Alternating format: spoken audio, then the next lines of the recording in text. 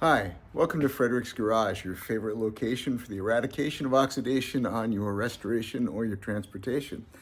Today, we're going to talk about installing fender skirts on your 53 or 54 Chevy. This also may apply to other mid-50s GM makes. Stick around.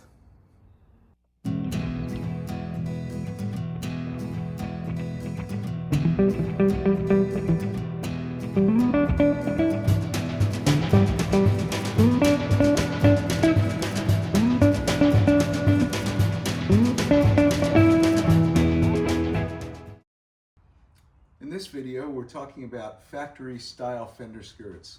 Whether they're from the factory or OEM factory style aftermarket, they should attach the same way. If you bought the aftermarket skirts, they probably came with a couple of these. If they came with 4 of them, you really only need 2, and I'll show you why. The factory style skirts, though, have this lever in the front, like that, and a pin in the back. And this is the mounting tab in the front. My car is fairly rusty. This side at least is intact. The other side's mostly rusted away. But in any case, that's what the front tang looks like. This car is a 1954 Bel Air, affectionately known as the Bel Airror because of the series of things that are wrong with it. The Bel Airs in 53 and 54 came from the factory with fender skirts. 210s, 150s, whether it's station wagon, coupe, 4-door, convertible, of course they didn't make a 150 convertible, or sedan delivery, it's all the same wheel well shape, and the skirts should fit.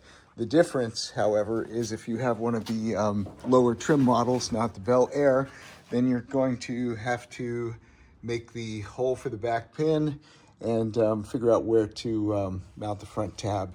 In fact, here's the close-up of the front tab, what's left of it, and here's the new replacement piece.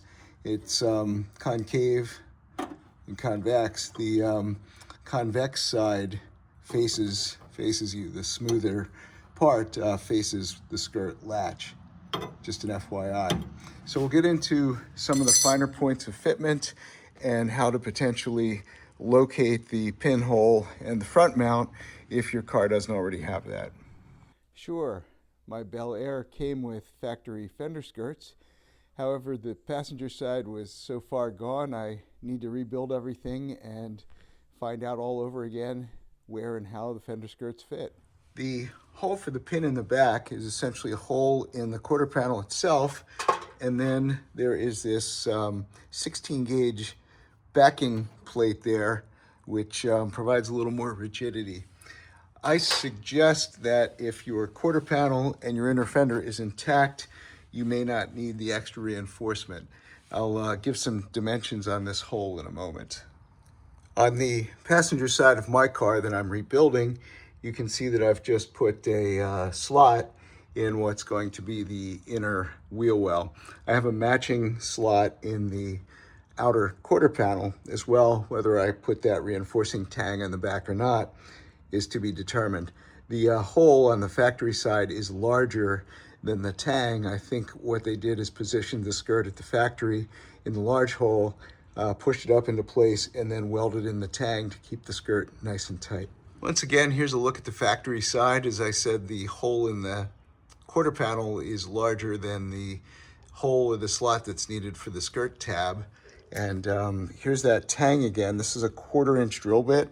So it looks like it's a 1/4 inch hole, maybe 2.5 times that high. So maybe close to 3/4, 5/8 to 3/8. I'm sorry, about 5/8 high.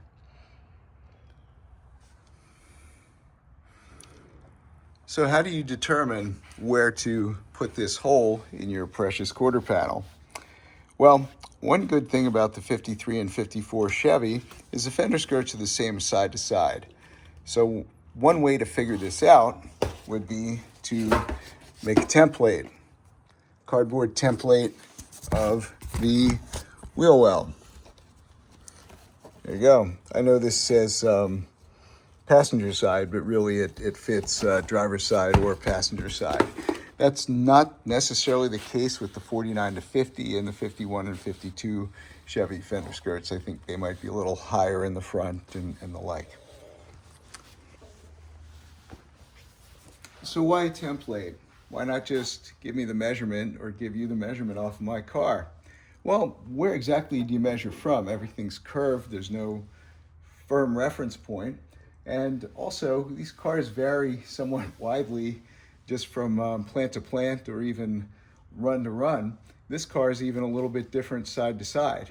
So the template, I believe, is the best way to locate the mounting hole for the skirt. Here's how.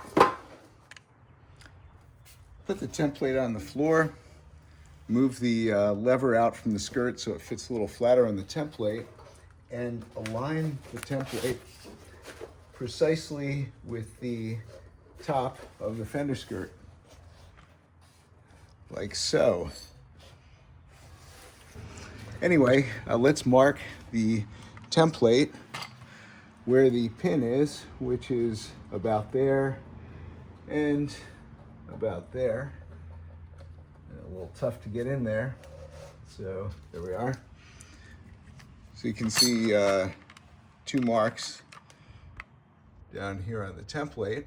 So now let's come back up top here and let's see how close we are to the actual hole on the car.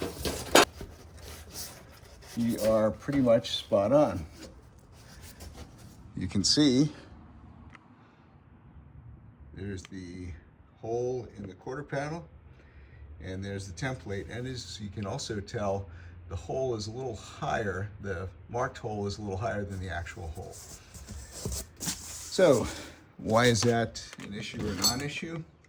Well, I would first start with just a big enough hole to cover the width of the tab, which is a little bit bigger than a 1/4 inch.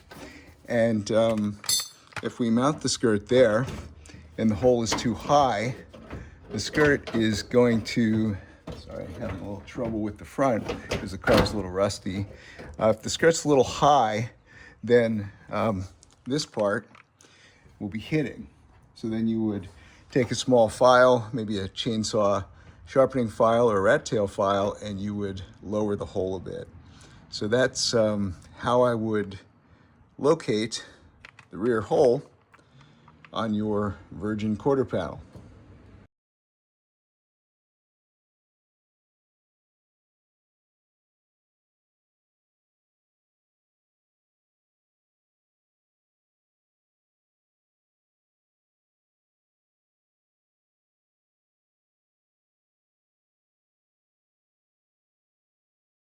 Another way to locate the hole would be to put the skirt in the top of the opening. Sorry, mine's a little swollen with rust at the front there, so it doesn't go in so well. And using a pen and a straight edge, mark where this is. Gonna have to extrapolate that a little bit. If I used ruler as a straight edge and went in at a parallel angle, that'd be a little closer. But let's take this down and see how we did.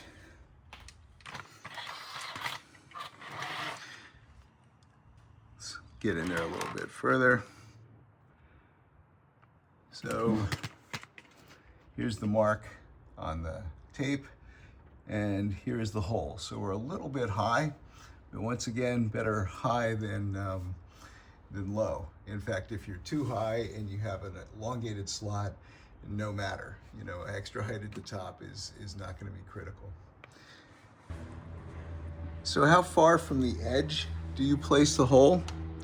Well, let's put this measuring stick up there, and it looks like it's a 1/4 inch from the outside edge, and it looks like that runs pretty true. Let's contrast that or compare that to the edge of the quarter panel. I'm sorry, the edge of the fender skirt. And my ruler doesn't want to work in that direction. So we'll use the number 1 there. And that is about 1/4 of an inch, taking into account the curvature of the metal. The skirt's a little more curved than the quarter panel. Quarter panel is pretty sharp bend. The skirt's a more gentle bend. So let's confirm once again how this fits up. Let's back out the view. And we put the skirt up into place. Factory skirt on an original car, and the skirt fits flush on the outside here. Doesn't stick out, doesn't hang in. So there you go. So the width is fairly important. Also, the tang, it does have a little flexibility to it. So if you have the hole a little too far in, and you could potentially bend the tang to bring the edge of the skirt out. They're not brittle, they will bend a little bit. You could potentially notch the tang a little bit as well. So anyway, I'll crawl into the car and take a look or demonstrate to you how the skirt fits more specifically under the car. The Bel Air, the factory, the ones equipped with the factory skirts do have a couple of extra tangs in up at the top. They're welded into the wheel well, but I don't think they're necessary. Oh, one other thing, a third way to locate the rear mounting hole would be to grind out the rivets on the tang, or in this case, this is a passenger side fender skirt that's missing the front lever. So grind out the rivets, ultimately replace them with bolts. But with that, you would be able to put the skirt in place and simply use the skirt itself to draw an oval on the inner wheel well, right where you need to make your cut or you drill your hole. Just a thought. So I am now obviously under the Bel Airror, a place where I have spent an inordinate amount of time, especially on the other side. There's the rusty front mount. These are the 2 little tangs that I spoke of. These are on Bel Air models. They keep the skirt from falling inward, ostensibly. And there's the hole in the back. You can see this car is a little worse for the wear with rust holes and the like. Anyway, so the factory quarter panel has this lip on it, and it corresponds to the lip on the fender skirt. A lot of aftermarket panels are just a flat, wide, rather fat flange. So I don't think the fender skirt would fit on that type of flange. So you'd either have to modify the quarter panel or the fender skirt. I don't know if you could flatten out that flange on the skirt or cut it off. Of course, you'd have to experiment a little bit to make sure you have rubber that fits properly. Mine's a little buggered up here too, probably a tire chain flying loose back in the day. So anyway, let me free up a hand and I'll show you how this thing mounts. While you're fooling around getting everything fitted up, one convenient way to hold the skirt in place is with vice grips. I find that this particular style clamp works well for this purpose. So the question is, how do you locate the front mount? Well, here's how the front mount operates actually. You can see as I push the arm up, the skirt lever engages with the front mount, and then with spring tension, that kind of forces the skirt up into the wheel well a little bit further and holds it firmly. So between this mount and the pin in the back, the skirt really doesn't have much room to move.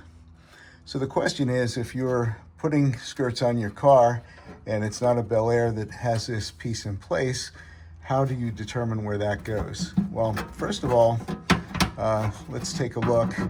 So the point of engagement there, this lever is a good 2.5, 3 inches, at least this part of the lever from the edge of the skirt. So it gives you that much spring to force the skirt up into place. Okay. Secondly, and I'll have to have the skirt off for this, how high do you put this mount? Roughly the lower edge of the skirt here, this flange, if you will, or the inner structure of the skirt, roughly lines up with the lowest point of this hole. So if you put it in place, this thing in place with that position in mind, you're not going to be too far off. Here are two other benchmarks to potentially locate this. First of all, the bottom of the bracket is roughly in line with the top of the gravel guard there. So I'll try and show it this way. So you can see they're fairly equivalent. This one, of course, is kind of crusty and loose, so you can't rely on that entirely. Another way is to use the good old-fashioned template here. So like before, we line up the skirt with the top of the template and take a look at where the how the lever and tang move. So realizing that you want the tang to engage, let me move the light here, with the tang to engage at a certain point, that you can then continue to move the lever up and leverage, excuse the pun, the springiness of the lever to help hold things in place. So what you would do, of course, is mark on your template the bottom part of where you want the bracket, and then figure out where to tentatively hang the bracket top to bottom from there. Just a couple ideas. Mine was a Bel Air, so you know, I'm a little better off than starting from scratch, but hopefully that'll help you out. So the Bel Air has these oval-shaped holes cut in the outer quarter panel, and the bracket is essentially screwed into the inner fender well, the lip of the inner fender well. So let me grab one of these new guys, and this mine, of course, is too rusty to tell exactly how it's mounted. These look like Phillips screws. They were at one time. They're fairly flat, maybe countersunk. They look like about a 3/8 width head. I don't know what size the bolt shank is, and it feels like there's what's left of a nut on the back, but here's what the reproduction component looks like. It has these two little divots in the front there. Looks like nuts could almost fit there, except it's bolted in from this side, so I'm not quite sure how nuts would go there. So what I think I will do is on the other side, obviously I'll get to this side eventually. On the other side, when I will be mounting the fender skirt, I'm going to replicate the holes in the outer panel. I'm going to drill the holes and put the screws through. I'm going to put a nut on the back of the screw, leaving enough, I say screw, but it's a bolt, leaving enough of the bolt there to hang this on, and then back it up with a nut and a lock washer. And I believe by having a bolt and a nut tight against the inner wheel well, and if the bolt is sufficiently smaller than the available hole here, that gives you a little latitude in moving this front to back up or down, and then of course tightening it with the nut and lock washer on the back side. From what I can tell, what's left of these bolts are about 5/8 long. Anyway, that's what I know. That's my story, and I'm sticking to it. So this guy does look like it's roughly the same shape as the factory one. Obviously, the factory one's rounded a little more on the bottom. Yeah. You know. So if I were to be mounting this on a 210 or a 150 that didn't already have these ovals and potentially holes there, I would simply drill straight through both layers. I wouldn't try and oval out the outer part. However, I probably would use a larger drill bit and create a countersink hole, at least partly in the outer quarter panel. And the screws or bolts I would select, I'd get them as flat as possible, potentially tapered head, so they were, you know, countersinkable, if you will. You could potentially notch the rubber a little bit if the screws stick up a bit. Problem is, though, the front of the skirt slides upward, so the screws sticking up could be an issue. The other thing you could do is once they're in place, you could grind them a little more flush. I don't know if something like carriage bolts would work. On the other hand, you just have to get them in there once. I don't think you're going to be taking them on and off. So maybe some rounded head bolts, or maybe even an Allen head bolt or a Torx would be the thing. That way the head's recessed and not much to grab. Just a couple of thoughts. I'll put some pictures in place, some still shots at the end of this video of cars that I've taken photos of over the years at car shows and the like, which show the different structures of these things. I might even have a couple where someone had put these brackets on a non-Bel Air model.